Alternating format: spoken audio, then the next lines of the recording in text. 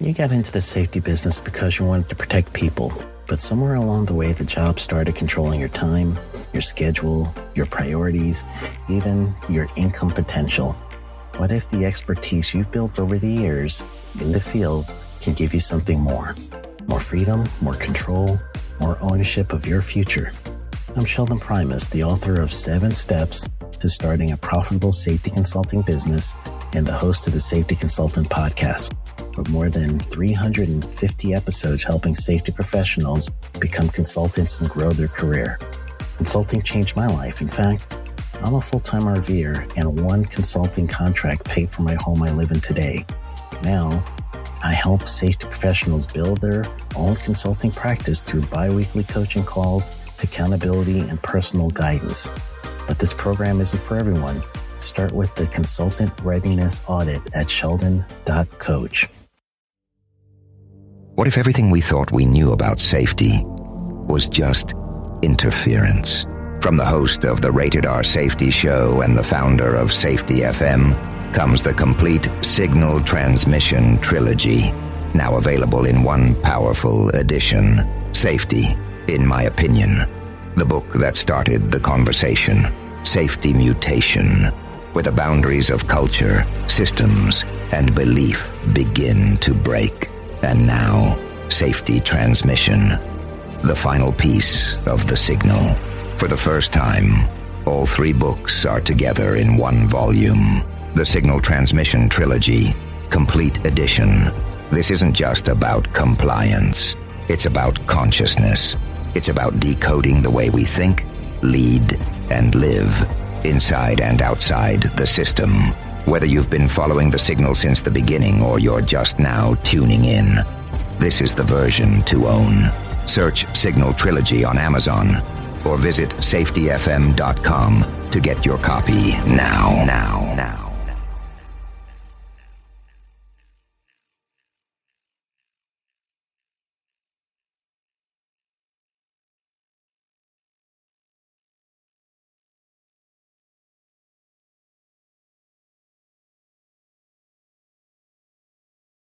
Hi, this is Jim from Source. Before we start the program, I want to make sure everyone understands that we often talk about OSHA and EPA citations, along with some other regulatory actions from other agencies, legal cases, and criminal activity. Everyone is innocent until proven guilty in a court of law. Fines are exactly that, and they are often litigated, reduced, or vacated. We use available public records, news accounts, and press releases. We cannot warranty or guarantee the details of any of the stories we share, since we are not directly involved with these stories, at least not most of the time. Enjoy the show.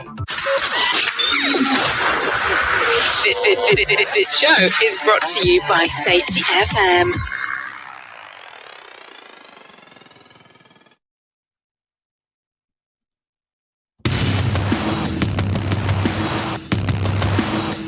Good evening, everybody. Good morning, wherever you are. So, I'm just saying here, we're starting a new program, software. How's everybody doing out there?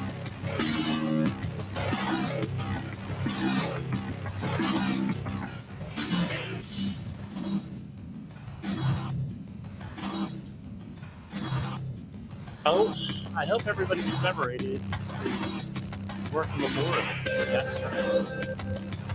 We're going to go over some stuff there and some of my thoughts. We could not be on the air last night. In case you're wondering, we are Safety Works live. So over the last 2 weeks or so, we've been doing this live broadcast on video and sometimes audio every weekday night from the And what are we doing? What are we talking about? What are we doing? It's real simple. We talk about safety in the news. The news is geared toward. It's geared toward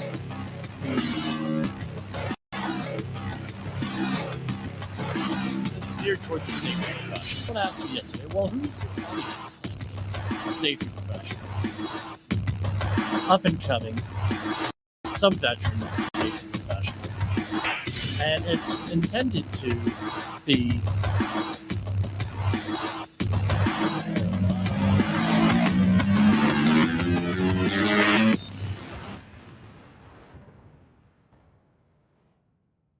okay.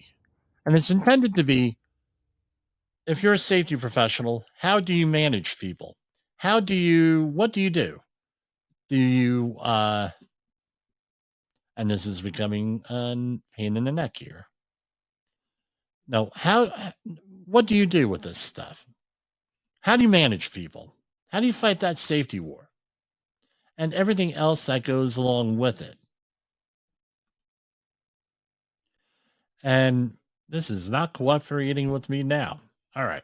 Like I said, new thing. All right. And all right, here we go. Sorry about that. I'm learning new software. This is meant for you, the safety professional, what you're doing and everything else. Again, this is live radio here. How do you manage people? Why do you manage people? How do you manage the safety stuff with integrity? So on Thursday night's show, we had discussed Saul Alinsky's rules for radicals, aka pushback, and safety professionals get all the time with what we're doing. We get pushback, push. No, we're not going to do this. No, we're not going to do that. Yes, we are. No, we're not. We're going to sabotage you. We're going to do this. This happens often. If you're in a fully self-actualized company, organization, what have you, well, then it doesn't really apply to you, does it? I get a lot of folks in the Metro New York area. They could work in New York, New Jersey, Connecticut, New York City, what have you, that have the department buildings, credentials. Yeah, and what's the Department of Buildings? Basically, it's what the former mayor de Blasio made sure after all these construction accidents, they had to make sure that, hey, we have to do something. This is often what the politician tries to, well, we got to do something. And they come out with knee-jerk reactions. They created a whole bunch of safety training requirements for people working on buildings in New York. Okay, great. Have safety training requirements. But because we don't have a lot of folks in the safety industry talking honestly on what goes on in it, like here on the Safety FM network, we have I can tell you what, I could relate to everything in the safety industry just by listening to our network, Safety FM. And here on Safety Wars, one of my things is to have honest conversations. What's going on out there? One of the biggest things that we find out is that the trainers that do the outreach training, which is required in New York City to do work, and a lot of other places, seem to gloss over this whole introduction to OSHA situation. Yesterday, we commemorated Workers' Memorial Day. This is April 28th every year. And the reason why they picked that is that it's the anniversary of OSHA. And we commemorate the people and remember and memorialize the people that have died in the workplace from the year before. Every year is somewhere around 5,000, give or take. And the sad thing is that we know that those numbers are low, are underreported. I'm not gleeful when I say this low. Well, meaning underreported. We know that there are something like 2.8 million, that's an often quoted statistic, in workplace injuries every year. We know that that's low. Just go on to the OSHA website press releases, and you'll see companies who are guilty of, presumably, again, everyone's innocent till proven guilty. And I forgot to hit record on my board here. And we know that this is underreported. There are many different ways you could, quote unquote, game the system and cheat the system. Unfortunately, most of those ways are felonies because it entails insurance fraud. We know this. we know if you get caught, you're a safety professional doing stuff like that, pretty much your career is over. Someone said, "Oh, you should have a safety wars mug." Well, we'll use whatever mug is available, and this is essentially what it comes down to.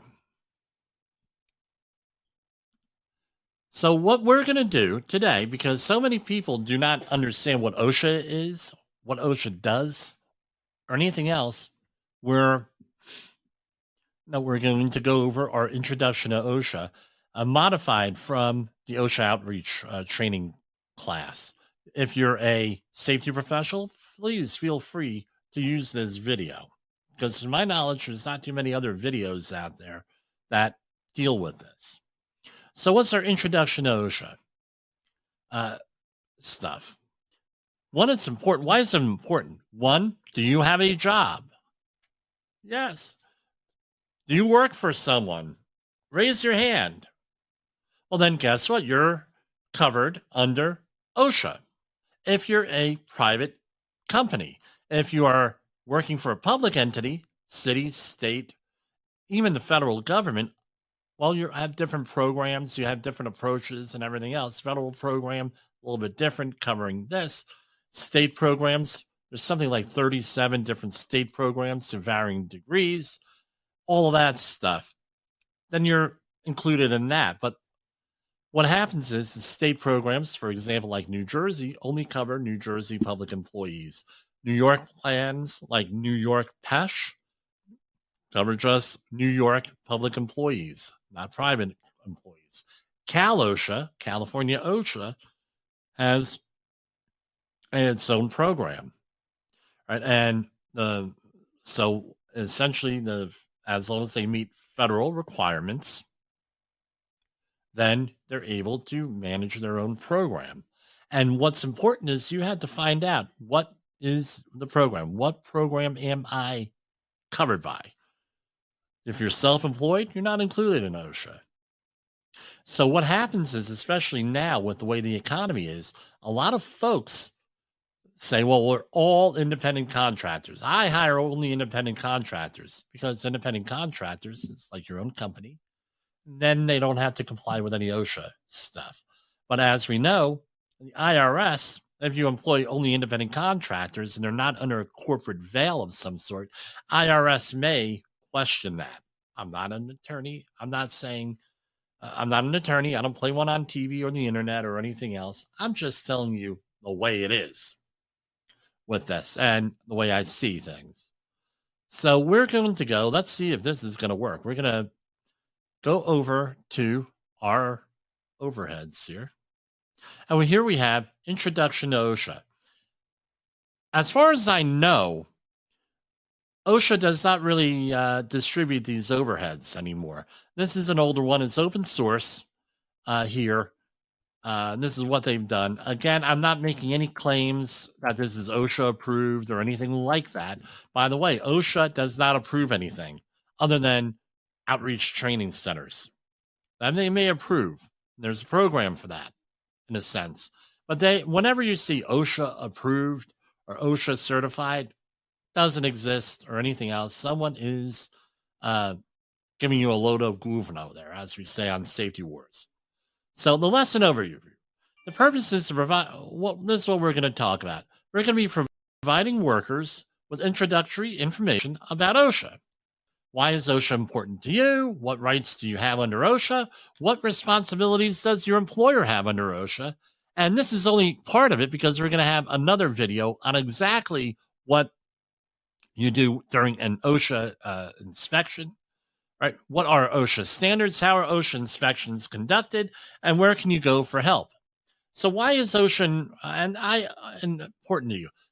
Again, in 2021, 51, and this is the latest state that we've had data for as of yesterday, April 28th, 5,190 workers were killed on the job in 2021. And so roughly the draft numbers are roughly the same for 2022, but often what happens is things have to get uploaded into the OSHA database in 2023, which was, I believe, March, which was last month. And they compile things. So the statistics lag behind a little bit. Probably the Bureau of Labor Statistics will give the official numbers later this year. That comes out to a worker is dead every 101 minutes. Some other things. African Americans deaths are 653. Suicides, 236. Transportation, 1,982. And workplace violence, 761 deaths. Now, here's my question. We have slightly more deaths for fall protection. And we are going into fall protection this week. Why aren't we talking about workplace violence deaths? Why is that there not a week set aside for workplace violence? Here's some other statistics. Women are 8.6% of workplace fatalities, but represented 14.5% of intentional injuries by a person, meaning that workplace violence goes in there. Exposure to harmful substances, close to 800 deaths. Unintentional overdose from non-medical use of drugs or alcohol, 464 deaths. Does that have to go on your OSHA 300 log? Maybe, depending on what we're doing here, depending on the situation. Does that have to go and be reported to OSHA? I would say yeah with this. Why? Every time, right, and here we have work-related fatalities due to falls, slips, and trips, and workers 45 to 54 year olds suffered 1,087 workplace fatalities. Now, the question is this, I get all the time. Do we have to report things to OSHA? The answer is yes. And we're going to talk about that on accident management, which is not part of this. So, for example, if you're involved in a fatality, right, if there's a fatality, your company has to call OSHA within 8 hours. If there is a hospitalization, within 24 hours. And then it goes on and on and on with other things. We'll talk about that later on. So OSHA stands for the Occupational Health Administration. OSHA's responsibility is to improve worker safety and health protection. On December 29, President Nixon signed the OSHA Act, and this had been debated for at least 5 years prior to this signing under the previous administration, the Johnson administration, with varying things. And this had to be heavily negotiated with Congress and the president and everything else. Everybody was from, we had a split federal government with the House and Senate being Democrat, President Nixon being Republican. So there was a lot of negotiation here. And the way that this ended up was we had NIOSH for research, the government, National Institute for Occupational Safety and Health, part of CDC. They look at workplace injuries and do research on those. Then you also had the General Duty Clause was a result of those negotiations, where we're talking about that, where you have a responsibility to your employees for keeping a safe and healthful workplace free of recognized hazards. Some things that OSHA does do to carry out its mission of assuring safe and healthful working conditions and enforcing standards and everything else is they develop health standards, enforce them through work site inspections, and provide training programs and increase knowledge about occupational safety and health. Now, the difference here is between a Republican and Democratic administration is this. The Republican administration is more focused on compliance assistance. Democratic administration, not all the time, this is a generalization, enforcement. Two totally different philosophies here. So under the last administration, there was not even really a full-time administrator. It was all acting administrators. So who is exempt from OSHA? Self-employed, local and state governments, unless the state or local government adopts OSHA regulations, they're covered by other laws, mining, nuclear weapons, railroad, and airlines, which are right? Mining is MSHA, and then airlines is FAA, and federal agencies and the USPS. Well, let's be honest here. Federal agencies don't cite each other. They just say, hey, if this would have been a private industry, we would have been cited, blah, blah, blah, blah, blah. So what rights do you have, the worker? And again, this should probably be part of your high school diploma, my opinion, because everyone's entering into the workplace. Wouldn't it make sense that the worker know what their rights are? So you have a right to a safe and healthful workplace, know about hazardous chemicals, to report the injury to the employer. This is what happens with a lot of companies. Hey, we pay for your health insurance, go to the hospital. Then you go to the hospital. Did it happen at work? No. No, they expect you to say no and lie. Now you're covered under health insurance. They don't have to report this through what is called the workers' compensation system, or whatever your state calls it. If, however, you're found out, it's insurance fraud. So it's really important, right? If you get hurt at work, to report the injury to your employer within 24 hours. Why is that? The further that you get away from, report it immediately. But once you start to get beyond 24 hours, the chances of you getting covered by workers' compensation go down. My experience. And then it falls on you. Who's going to pay the bill? It happened at work. Guess what? You tell your health insurance company it happened at home. Now you're lying to them. If you're reporting it to the employer, now that goes under the workers' comp. They get higher insurance rates. And that's a very important outlook for the company. And it's a mess. So I'm going to tell you, report your injuries immediately. Don't wait or anything else. Complain or request a hazard correction from the employer. So what OSHA wants you to do is to go through your employer first, then go into, well, we're going to dial that 1-800-321-OSHA or go on their OSHA website, OSHA.gov, because that's going to be their question when they're talking to you. Oh, there's a hazard in the workplace, blah, blah, blah. Did you talk to your employer? Yes or no? That's going to be in there. You have the right to training. So anything that you do at work, you have to be trained on. So for example, let's say that you are required to use a ladder at work. You have to be trained on how to use that ladder. Why? You'd be shocked how many people do not know how to use a ladder properly, or know how to inspect a ladder, or what the requirements are of a competent person with that ladder. It's very difficult. You have a right to hazard, exposure, and medical records with all this stuff going on there. You have a right for air monitoring, what your exposure records are for any chemicals, noise, anything like that. If they require a company physical, you have a right to those results and everything else. You have a right to file a complaint with OSHA, participate in an OSHA inspection. That means that when someone from OSHA comes to the job site, now you have a right to participate with them. Point of caution, if you are in management, you have a different expectation when talking with OSHA.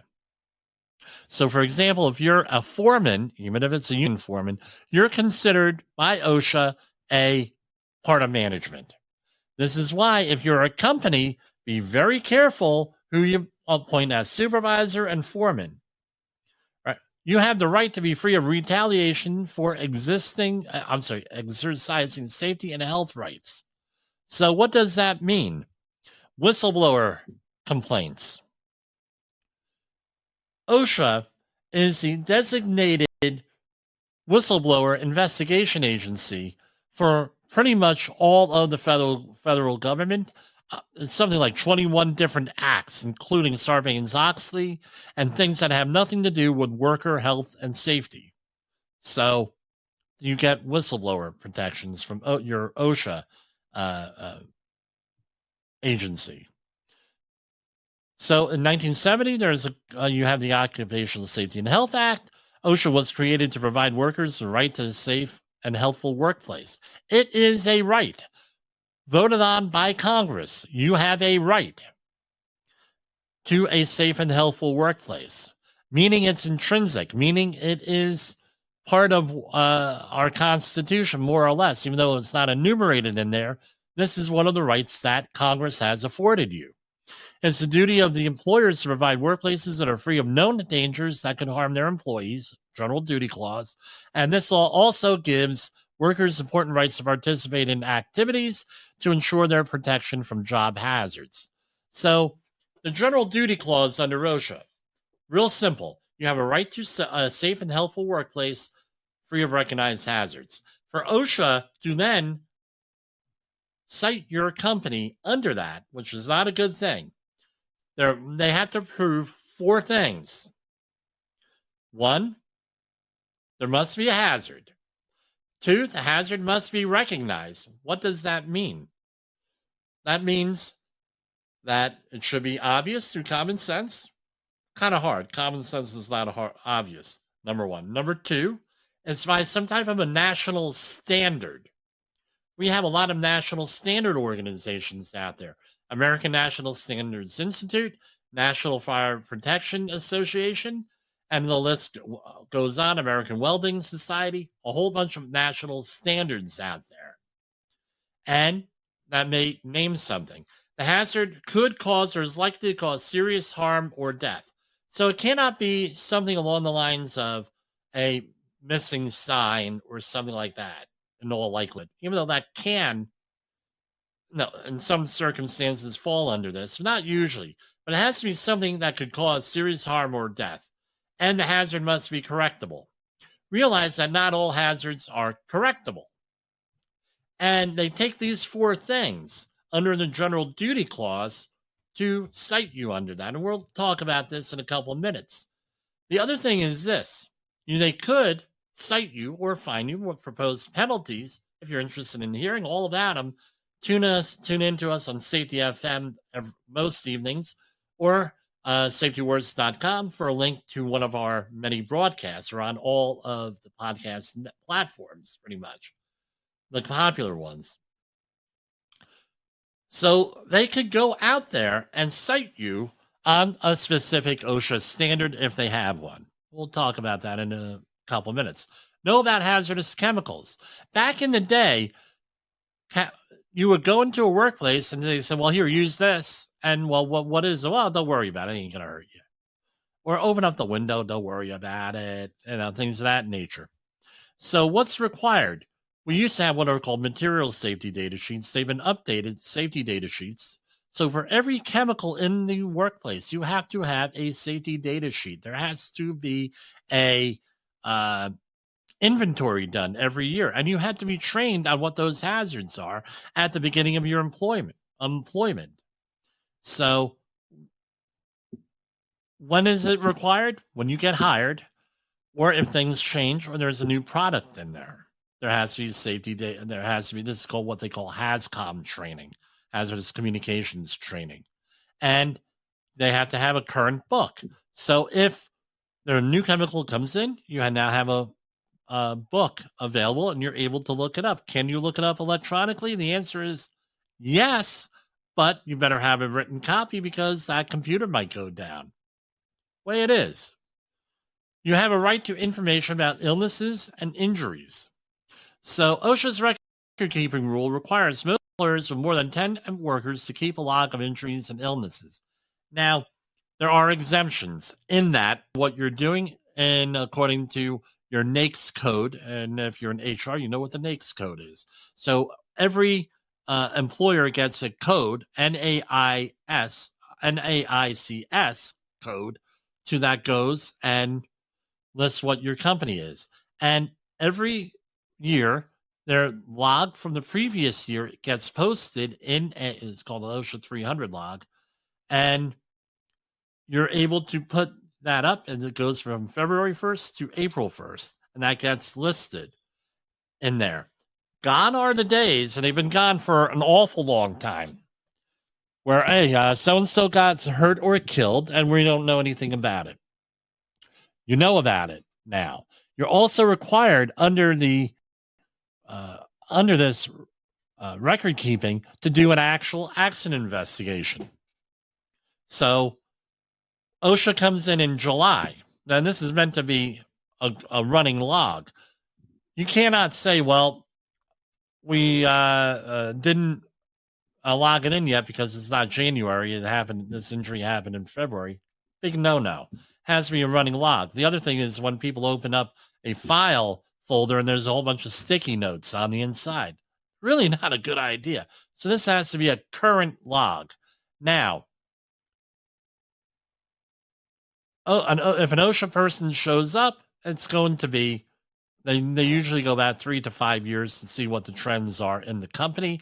And the other thing is a lot of companies have to keep things on file with OSHA if you're going to fall under the requirement. And that's a much more detailed thing. This is an intro level course presentation.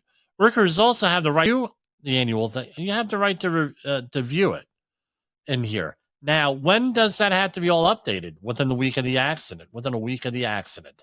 This is where a lot of companies get hung up. And these are big companies where, we have to have the accident investigation done by the end of the day. Guess what? You can have a preliminary one done. You can have enough of that done to put into the law up to a week. But often these accident investigations may take an awfully long time to get to, especially if it's a catastrophic loss, like a fatality or something else. Workers may bring up safety and health concerns in the workplace to their employers without fear of discharge or discrimination. OSHA rules protect workers who raise concerns to their employer or OSHA about unsafe or unhealthy conditions in the workplace. For training, chances are, if you're watching this, it might be part of a training class. Workers have to get training from employers on a variety of health and safety hazards and standards that employers must follow. What are some of them? Chemical hazards, equipment hazards, noise, confined spaces, falls, PPE. It's something like an outrageous amount of training. There's a whole document out there, something like 127 areas. And training must be a language or vocabulary workers can understand. So this happens sometimes. It doesn't happen too often anymore. But back in the beginning of my career, you go to a place, yeah, Jim, you're going to be doing training here, blah, blah, blah. And you go there, everybody speaks a different language.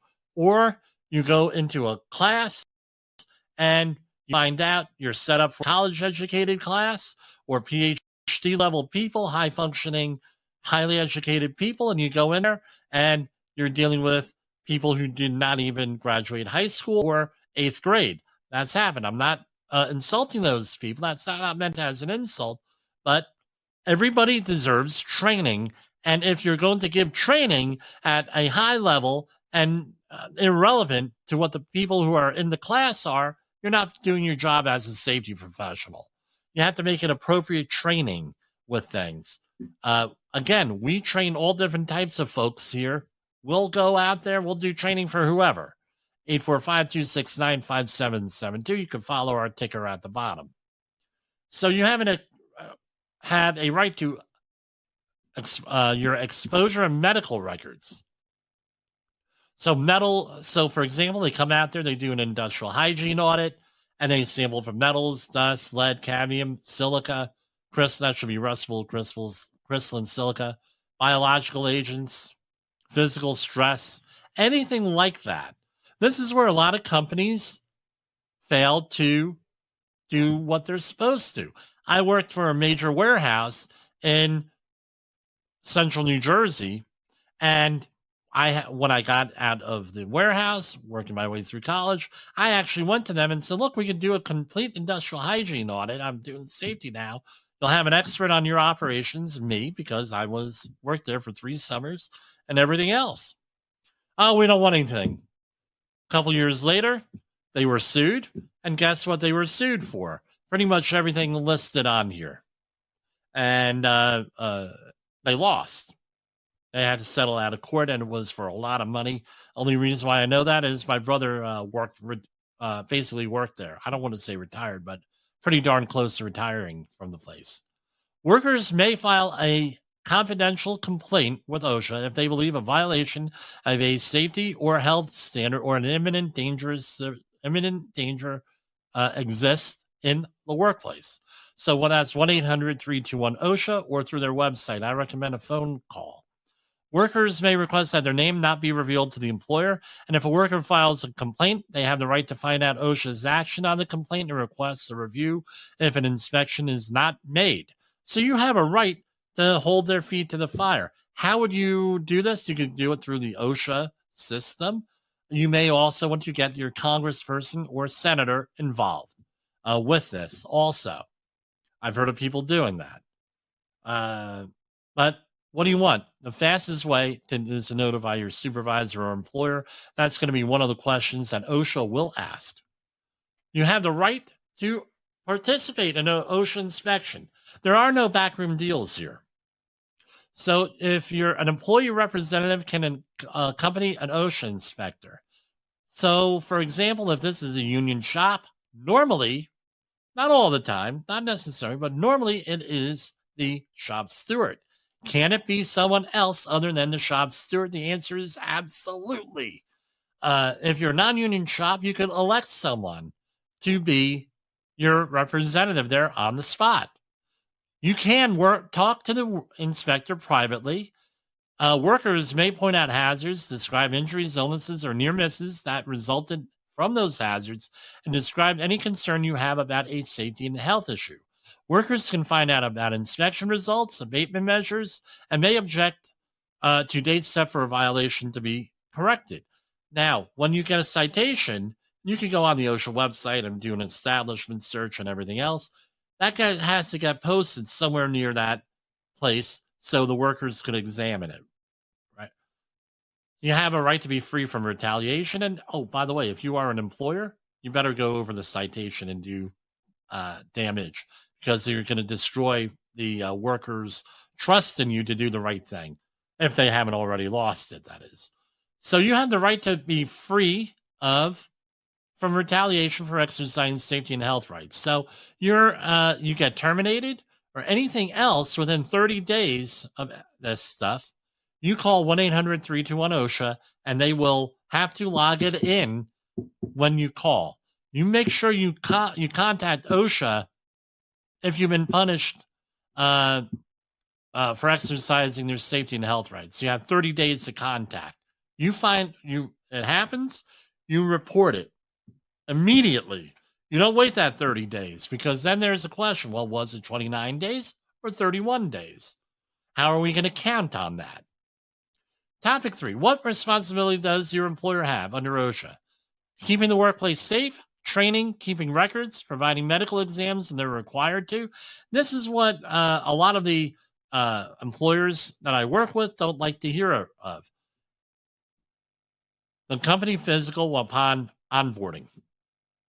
Should have it. If you're an employer, you should look into it. Why? Because later on, an employee may come to you already sick, and then you're going to get stuck with that illness. We're talking typically noise, chemical hazards, things of that nature. And those are the two big ones. You have the right the employer cannot discriminate against workers, and you have to post OSHA citations and hazard correction notices and provide and pay for most PPE. So what are we talking about? PPE. Your employer basically has to supply any PPE that is used on the job, except for prescription eyewear and boots, unless your employer tells you you're not allowed to take the boots home, you're not allowed to take the safety glasses home. For example, in the event of chemical contamination, radiation issues, things of that nature. Now, I get from employers all the time, I'm not buying prescription safety glasses for anybody, and I'm not buying steel-toe boots for anybody. Here's my question to the employer usually. You do realize that you're responsible for eye injuries and foot injuries, and it's going to cost you more than the money you're going to pay out for those prescription safety glasses. And that could go either one of two ways. Either they tell you, take a walk, or they tell you, well, you know what, thanks for letting us know, or something like that. And this is where, and I'm not an attorney, so I'm not exactly sure how this works with your collective bargaining agreements and everything else that goes into it. Topic 4. Oh, let's go back. Now, employers have to report each worker death, each work-related hospitalization, amputation, or loss of an eye, maintain injury and illness records, inform workers how to protect an injury, report an injury or illness, make records available to workers, allow OSHA access to records, and post annual summary of injuries and illnesses. I'm going to add one more thing. If you're the employer, you're responsible for medical treatment if you cannot get an ambulance or emergency responder there within 3 to 4 minutes, which means you need first aid CPR, possibly AED supplies and training on site, depending on your situation. But at a minimum, first aid and CPR. By the way, we do that. We give the training. What are OSHA standards? OSHA standards are rules that describe the methods employers must use to protect employees from hazards, are designed to protect workers from a wide range of hazards. Here is basically where it comes down to. For general industry, that's most workers, most employees, 29 CFR 1910. Construction is 29 CFR 1926. And maritime, you have 3 basic areas. You have 29 CFR 1915, 1917, 1918. Agriculture, I didn't put in for some reason, but that's 1928 standards on that. So what are these? These standards limit the amount of hazardous chemicals, substances, or noise that workers can be exposed to, require the use of certain safe work practices and equipment, require employers to monitor certain job hazards, and keep records of workplace injuries and illnesses. We mentioned this. These are our most frequently cited OSHA standards. Fall protection, and this is updated every October, usually at a National Safety Council event. All right. Fall protection in construction. We're coming up this week on Fall Protection Week in construction. Respiratory protection with this. Ladders, HAZCOM, scaffolding, fall protection training. Specifically, employers do not do the training. Right. Number one is they don't do what they're supposed to in providing fall protection or anything else. The other one is they don't even provide training. And that's a problem. I have a story with that, with a major employer in northern New Jersey that went out and spent $45,000 on fall protection equipment, and the supplier did not give them fall protection training, and they were using it improperly.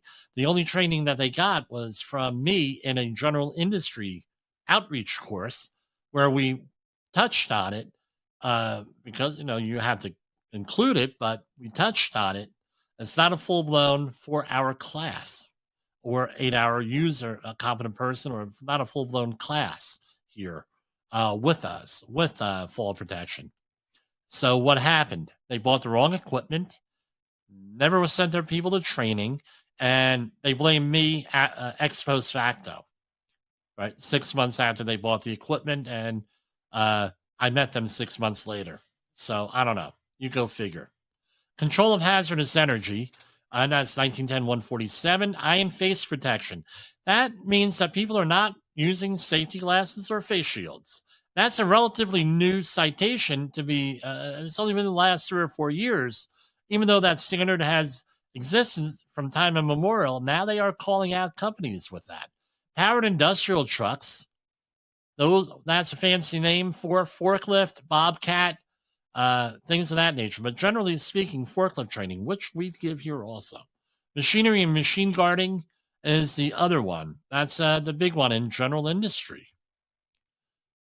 You could have a multi-employer work site where you have 4 different pieces of employers. So what happens is a lot of general contractors, also known as an OSHA, the controlling contractor, feel that they have no responsibility out there with anything. But what OSHA says is, depending on what your role is on the job, you could be cited, and they do use this, under the multi-employer work site policy. So, for example, you can have the controlling employer, the creating employer, controlling employer, GC, overall health and safety. Creating employer, the employer that is created the hazard. Exposing employer, that is the employer whose employees is exposed to the hazard. And then you have the correcting employer, the employer responsible for correcting the issue. So if OSHA comes on site, you have multiple things out there going on, depending on what your role is on the job. And this is all set by contract. Usually, you can be held liable for that. Way it is under OSHA type things.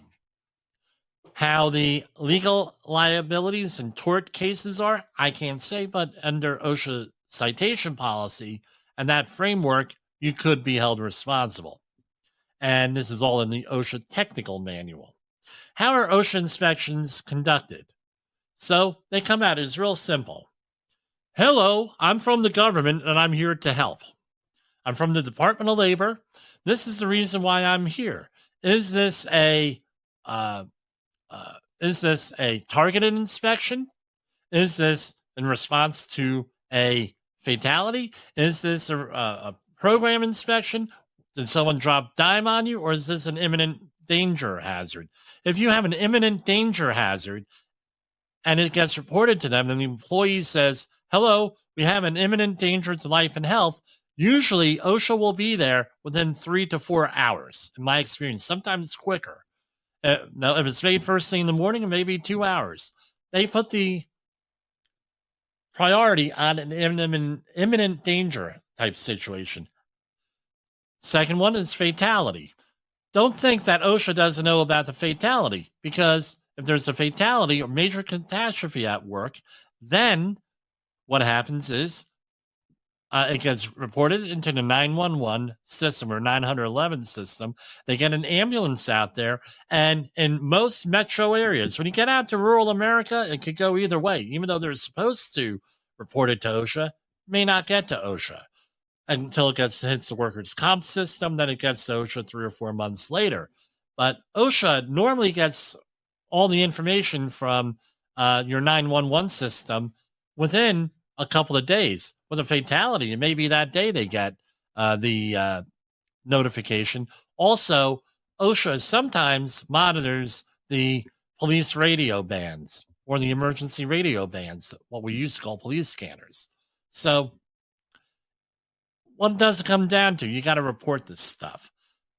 There's stories on our news and views, which we do most nights of the week, where employers don't do that. And guess what happens? They are not treated very nice with that. Because right off the bat, your agency sees that as some type of deception when you don't report things. And agencies don't like that, understandably. OSHA conducts inspections without advance notice, except in very rare cases. And in fact, let's say that you get fair warning of an OSHA inspection is coming. That's actually a felony. That's a federal crime on that. So, the way it is. Different types. You have imminent danger of fatality or hospitalization, worker complaints or referrals. This is, generally speaking, this is the priority.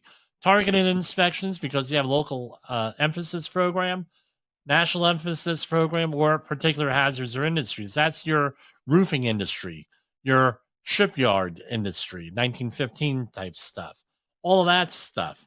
Follow-up inspections. Now, if a follow-up inspection, that's a little bit of concern.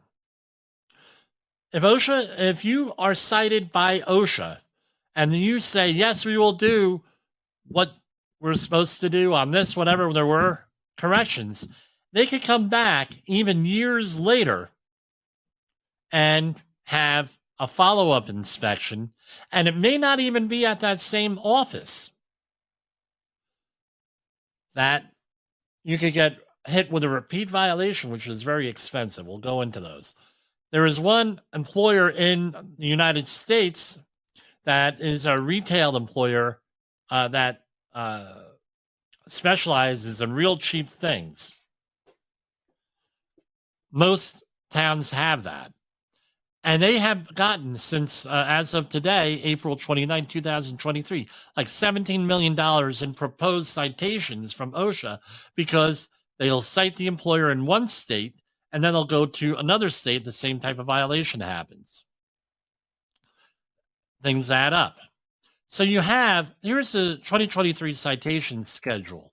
So and it's usually January 15th to 20th, usually January 17th, somewhere in and around there, that every year that the citation schedule gets increased due to the cost of living. Now, this started in something like 2015 under the Obama administration. So from its inception to 2015, OSHA only cited people like $7,000 for the maximum willful, maximum serious or other than serious or repeat. And then they doubled it, and I forget the whole thing, not important. And what they did was, it was very controversial at the time, they put it under all of the act with all of the other federal agencies where it gets increased every year. So now you have a willful violation.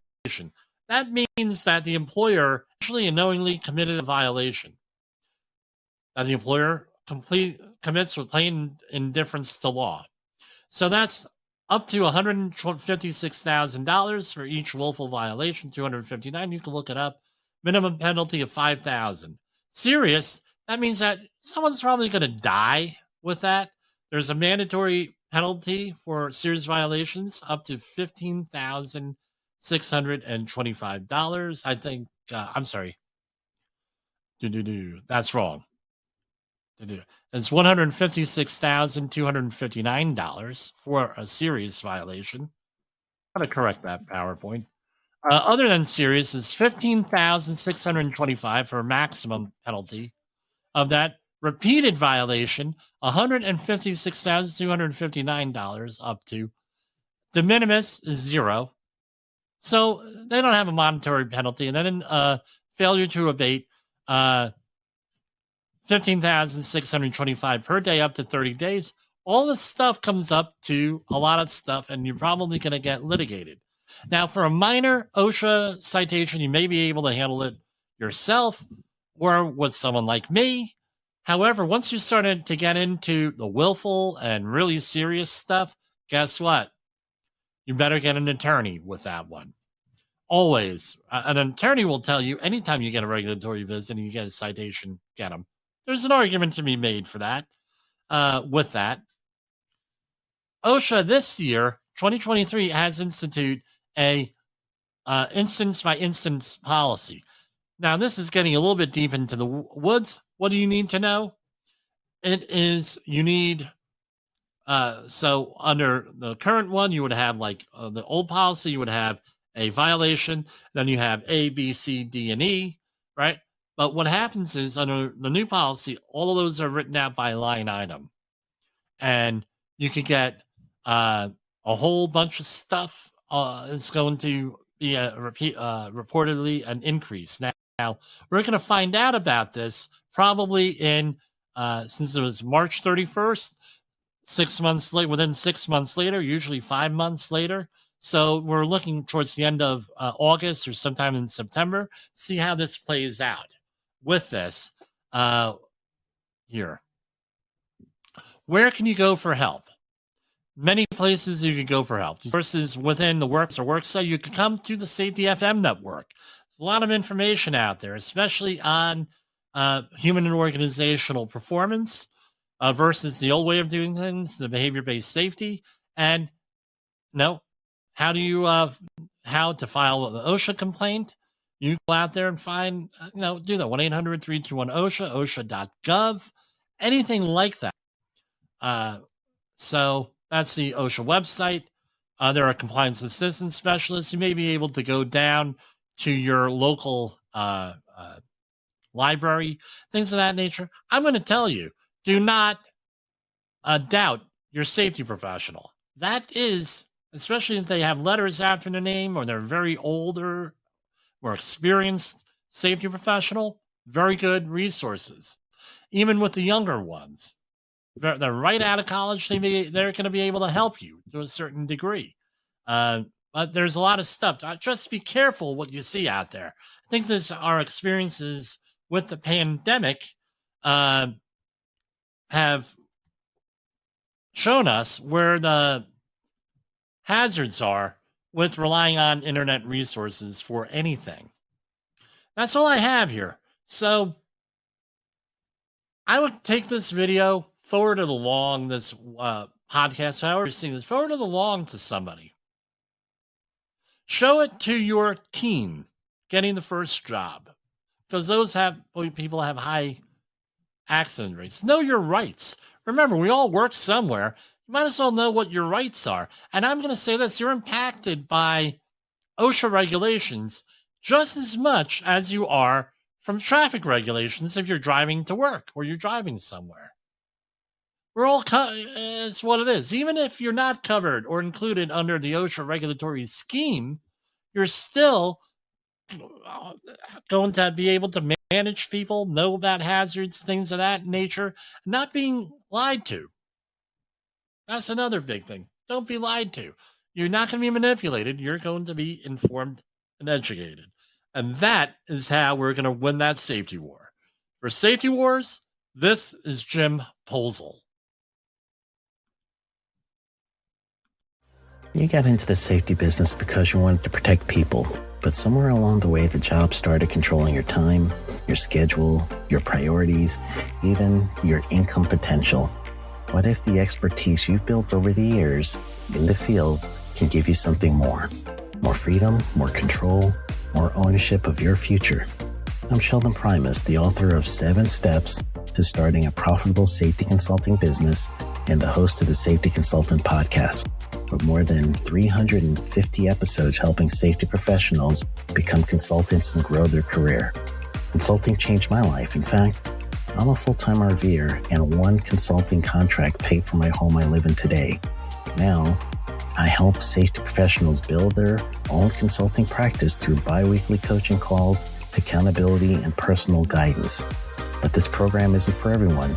Start with the Consultant Readiness Audit at sheldon.coach. What if everything we thought we knew about safety was just interference? From the host of the Rated R Safety Show and the founder of Safety FM comes the complete Signal Transmission Trilogy, now available in one powerful edition. Safety, in my opinion, the book that started the conversation. Safety Mutation, where the boundaries of culture, systems, and belief begin to break. And now, Safety Transmission, the final piece of the signal. For the first time, all 3 books are together in one volume. The Signal Transmission Trilogy, Complete Edition. This isn't just about compliance. It's about consciousness. It's about decoding the way we think, lead, and live, inside and outside the system. Whether you've been following the signal since the beginning or you're just now tuning in, this is the version to own. Search Signal Trilogy on Amazon or visit safetyfm.com to get your copy now.